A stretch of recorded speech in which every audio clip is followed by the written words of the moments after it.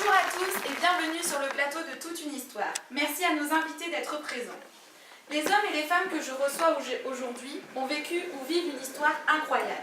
Pour la majorité des gens, le jeu est synonyme de divertissement, de simple plaisir, une parenthèse de distraction dans le quotidien. Pour d'autres, le jeu rime avec addiction et devient un véritable enfer pour les victimes ainsi que pour leurs proches. Le jeu d'argent, ma descente aux enfers, c'est le thème de Toute une histoire aujourd'hui et nous allons commencer cette émission avec une personne anonyme. Bonjour. Bonjour. Nous avons intitulé cette émission « Le jeu, ma descente aux enfers ». Qu'est-ce que vous pensez de ce titre ? Je trouve que ça correspond à mon histoire. D'accord. Alors, quelle est votre histoire ? Racontez-nous. Donc j'ai 25 ans. Je suis addict au poker. Donc je joue beaucoup, surtout sur internet. Je gagne de l'argent, surtout au Game Cash. Et je fais aussi des tournois de poker. Là, en fait, j'ai fini actuellement mes études de gestion en librairie, mais je me sens pas capable actuellement d'être autonome dans un métier. Donc je continue des cours de journalisme en fait, pour me perfectionner. D'accord. Et dès que j'ai un moment, je joue toujours au poker.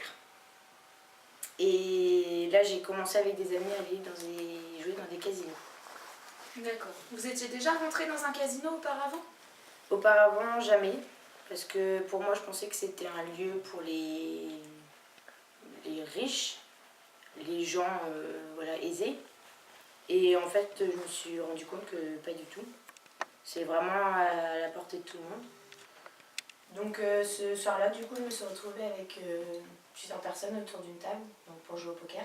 Du coup, à la fin de la soirée, après la fameuse partie de poker, je ne sais pas qu'est-ce qui m'a pris. J'ai été voir un des managers du casino pour voir s'il ne cherchait pas une croupière pour travailler.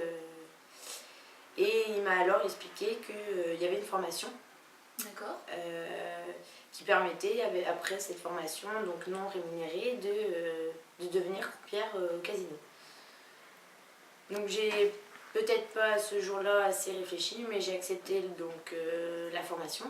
Donc j'ai eu la formation très intensive, mais de 6 mois, qui à la fin de cette formation proposait un CDI. Donc j'ai accepté. Et une fois la formation terminée ? Donc comme je vous l'ai dit, donc ça a débouché sur un CDI donc, de 35 heures par semaine. Voilà.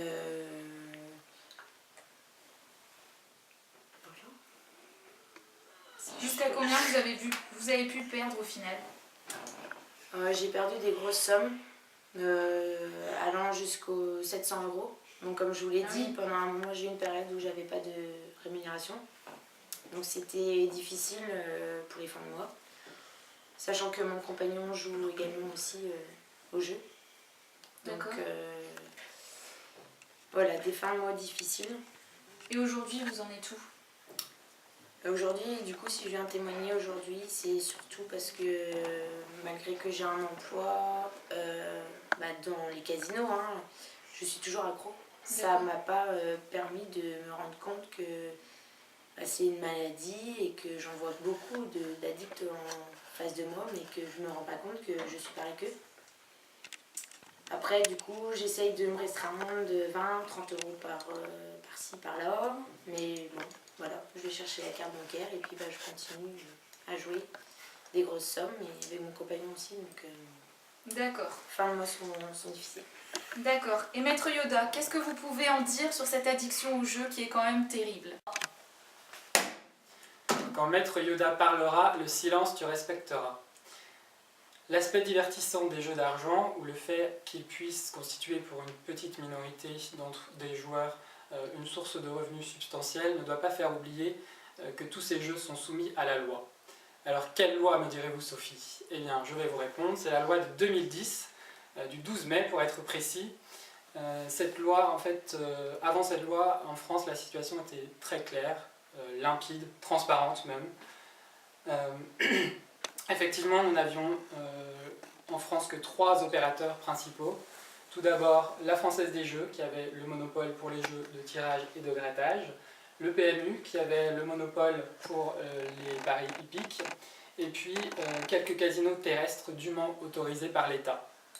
Les textes interdisaient formellement aux Français de se rendre sur Internet, sur les sites étrangers, pour réaliser des paris sportifs, mais en pratique, ceux qui s'y risquaient évitaient les poursuites, les sanctions étaient quasiment inexistantes. Mais cette situation ne convenait pas du tout à l'Union européenne, qui a fait pression sur la France pour qu'elle modifie sa législation et qu'elle ouvre un peu son marché que l'Union européenne trouvait trop restreint. Donc le législateur a pondu la loi du 12 mai 2010, et cette loi crée l'ARJEL, qui est une autorité administrative indépendante, qui va en fait s'occuper de gérer les jeux d'argent en France. Donc c'est cette autorité administrative indépendante qui va donner aux opérateurs leur licence pour justement organiser ces jeux d'argent. Autre point apporté par la loi, c'est donc que désormais le PMU et la Française des Jeux perdent leur monopole sur Internet. Ils le conservent chez les buralistes. D'autres opérateurs font leur apparition, comme Winamax, Barrière Poker ou encore bwin, qui étaient formellement interdits en France avant et qui désormais peuvent organiser des jeux d'argent. Et les cercles de jeux peuvent également organiser des jeux de poker, ce qui était également formellement interdit avant. Le seul interdit qui persiste, c'est le casino en ligne, qui reste donc interdit à ce jour en France. Alors le législateur a essayé de contrebalancer en proposant des mesures de prévention et de protection, notamment des mineurs. Donc ainsi, l'article 5 de la loi précise que les opérateurs doivent faire obstacle à la participation de mineurs, même émancipés, aux activités de jeu qu'ils proposent. En matière de prévention, la loi aussi impose aux opérateurs de fournir un numéro vert qui est géré par l'INPES, l'Institut national de prévention et d'éducation de la santé. Et donc ce numéro vert doit permettre aux joueurs addictifs ou pathologiques de se confier et de pouvoir appeler. Donc en permanence, ce numéro doit leur être proposé. La loi impose aussi aux opérateurs de jeux et de paris en ligne de faire obstacle à la participation à leur jeu de toute personne qui a déjà été interdite par un autre opérateur ou une personne qui s'est volontairement interdite, puisque c'est aussi une des nouveautés de cette loi 2010 qui permet aux joueurs addictifs ou pathologiques de s'auto-interdire le jeu. Enfin, dernière mesure de prévention mise en place par la loi, l'opérateur doit transmettre à l'ARJEL, donc cette haute autorité administrative qui gère les jeux d'argent en France, les opérateurs doivent lui transmettre un rapport annuel sur les actions de prévention et donc les actions menées pour promouvoir le jeu responsable et lutter contre l'addiction et les risques du jeu excessif et pathologique. Voilà, la parole est à Sophie Laprès. Nous continuons notre émission avec notre deuxième invitée, Françoise Desjeux. Bonjour Françoise. Bonjour. Racontez-nous votre histoire. Que s'est-il passé? Donc, je me présente, j'ai 35 ans, je suis maman de 2 enfants. Mon mari est un joueur compulsif de PMU. Ça a commencé il y a maintenant plus de 10 ans. Et donc au début, il jouait simplement le week-end. Et maintenant, c'est de pire en pire. Ça devient tous les jours, toute la semaine. D'accord. Et aujourd'hui, et vos enfants, comment réagissent-ils? Mes enfants ne supportent plus leur père. Il est tout le temps en train de leur piquer l'argent pour leurs anniversaires, pour Noël, tout le temps. Dès qu'il voit une pièce de 2 € qui traîne, il la prend et il va jouer tout de suite. D'accord. Je sens que c'est un témoignage difficile pour vous. Qu'est-ce qui vous attache aujourd'hui? Je tiens seulement par rapport à mes enfants. Ce sont eux ma force et s'ils n'étaient pas là, je serais partie déjà depuis longtemps. D'accord. Et les conséquences? Ses conséquences principales, c'était principalement sur son caractère. Il a énormément changé. Merci. Il cherchait de l'argent par tous les moyens. Il devenait insupportable, c'était pas vivable. Il a contracté plusieurs crédits, on ne peut plus payer les factures ni le loyer, on est complètement surendetté. Et s'est-il fait aider? Oui, alors il a vu un psychologue il y a 3 ans. Il a fait 4 séances et ça a franchement changé notre vie. Mais après ça, il a replongé au bout de 3 mois et maintenant c'est catastrophique, c'est encore pire. D'accord. Merci Françoise Desjeux. Alors, et docteur Mabou, qu'en pensez-vous? La dépendance au jeu d'argent s'appelle la ludopathie. Le joueur commence à courir un risque dès les premières fois où il va jouer et où il va commencer à gagner. Mais plus il joue, plus il court le risque de perdre, ce qui inévitablement va finir par arriver. Or, au lieu d'arrêter le jeu, le joueur impulsif va jouer toujours plus pour se refaire et récupérer sa mise, même si pour cela, il doit s'endetter, voire, dans certains cas, voler de l'argent. Les signes qui doivent alerter, donc tout d'abord la préoccupation constante au jeu, le besoin de jouer des sommes excessives, des efforts répétés mais infructueux pour contrôler et réduire le jeu ou arrêter de jouer, l'agitation ou l'irritabilité, le recours au jeu pour échapper à des difficultés, que ce soit financières, familiales, professionnelles, l'habitude de jouer de nouveau pour recouvrer ses pertes, le mensonge, pour cacher l'ampleur des habitudes de jeu, l'accomplissement d'actes illégaux pour financer le jeu, comme le vol, la perte ou la mise en danger de possibilités professionnelles ou de relations affectives à cause du jeu, et la dépendance envers autrui pour des aides financières. La trajectoire classique d'une personne dépendante au jeu d'argent sont la phase de gain, puis la phase de perte, et enfin la phase de désespoir. Certaines approches thérapeutiques telles que l'INSERM précisent que différentes techniques psychologiques existent pour le traitement du jeu pathologique, notamment les thérapies comportementales.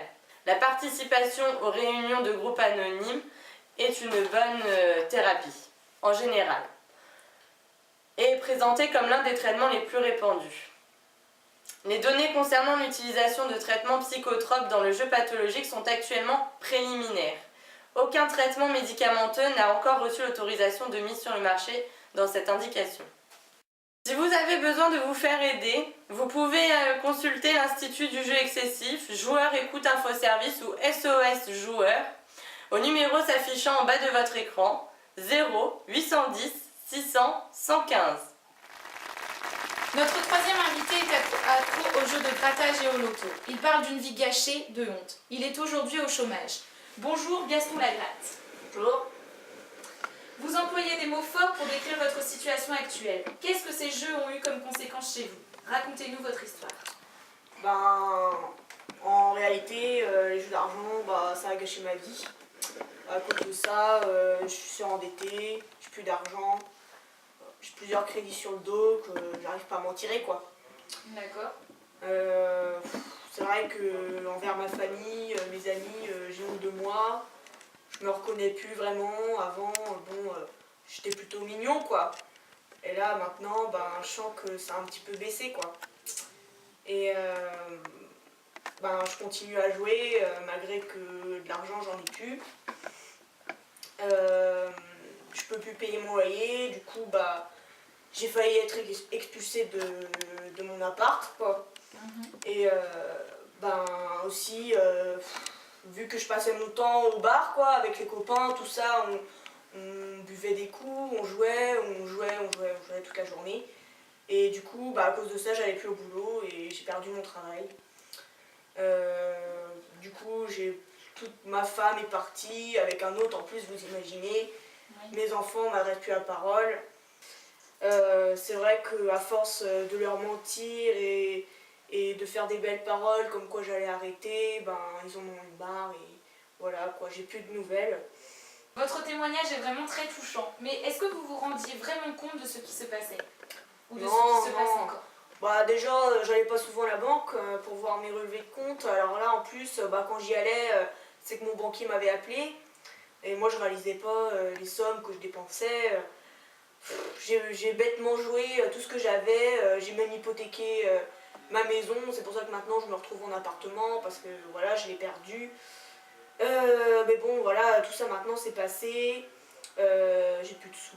J'ai plus de sous. Je sais même pas comment je fais encore pour payer ma nourriture. C'est vrai, je saute les repas. Ben, aujourd'hui, voilà, en résumé, je paye cher mes erreurs. Et encore pour de nombreuses années, je pense, parce que voilà, l'argent, ça vient pas comme ça. Ma dépendance au jeu à gratter, ça a bouleversé ma vie. Dans le mauvais sens, évidemment.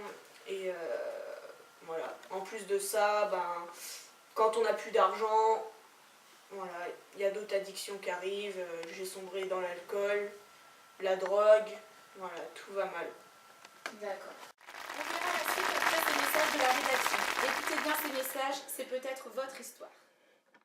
Comme nos invités, vous pouvez nous raconter votre histoire. Vous consommez régulièrement de l'alcool, du cannabis ou vous fumez. Vous êtes accro au sexe ou au travail. Vous souffrez de trichotillomanie, de TOC ou bien de cyberdépendance. Vous souffrez d'une ou plusieurs phobies. Vous effectuez des achats compulsifs sans arrêt. Vous souffrez de troubles alimentaires. Pour nous raconter votre histoire, contactez notre équipe au 0820 16 30 15 ou connectez-vous sur le site de France 2, rubrique Toute une histoire. Notre dernière invitée se prénomme Brenda Vegas. Elle était accro aux jeux de casino, aux machines à sous. Elle a vécu un véritable enfer, mais elle s'en est sortie. Aujourd'hui, Brenda est venue témoigner devant nos invités pour leur montrer que même si l'on est au plus mal, on peut s'en sortir. Brenda nous raconte aujourd'hui ce qu'elle a pu ressentir à cette époque. Bonjour Brenda. Bonjour. Donc, Racontez-nous votre histoire. Oui, donc j'ai été accro pendant de nombreuses années, mais bon, j'y allais tout le temps au casino en fait. Je connaissais tout le monde, même le directeur de l'établissement. Mais j'ai beaucoup gagné, mais j'ai surtout beaucoup perdu. D'accord. Et du coup, je suis tombée en dépression. C'était vraiment, mais j'étais au bout du rouleau vraiment. J'avais un désintérêt total pour tout, quoi. Vraiment pour tout. Le sexe n'avait plus son intérêt, les loisirs non plus. J'allais même jusqu'à renier ma famille, j'allais même plus les voir. Tellement le jeu me procurait une adrénaline qu'en fait, tout le reste était fade à côté. Et donc, j'étais vraiment, mais j'étais Au bout du au bout, quoi. La violence est même apparue dans mon couple, hein. Ça n'allait plus. Mon conjoint m'avait dit qu'il allait me quitter et tout, et moi je le croyais pas, et puis d'un coup il est parti, du coup je me suis retrouvée toute seule, mais depuis j'ai rencontré Brandon. Et c'est lui qui m'a vraiment sortie de ma galère, quoi. Grâce à lui, j'ai guéri, je suis plus addict au jeu. C'est votre compagnon? Oui, il est là. Il m'a vraiment sortie du gouffre, hein. Merci Brandon. C'est surtout mon Brandon qui me motivait. Il me disait tout le temps « Allez ma Brenda, faut pas se laisser aller !» Donc grâce à lui, je suis là aujourd'hui et puis je peux enfin vivre, quoi. Merci encore mon Brandon. Maître Yoda, un petit mot pour la fin? Eh bien, je dirais simplement que le code pénal tu respecteras et de ton addiction tu guériras. Et vous, docteur Maboul? Si vous voulez savoir où vous en êtes dans votre...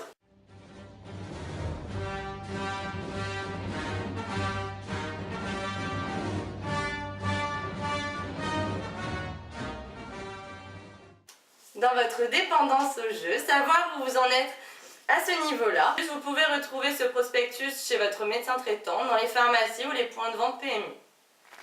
Eh bien, nous vous suivons tous dans cette aventure. Et si vous aussi, vous avez envie de partager votre expérience, nous serions ravis de vous accueillir prochainement sur notre plateau pour découvrir votre histoire. Mais d'ici là, gardez bien en tête la devise de Toute une histoire.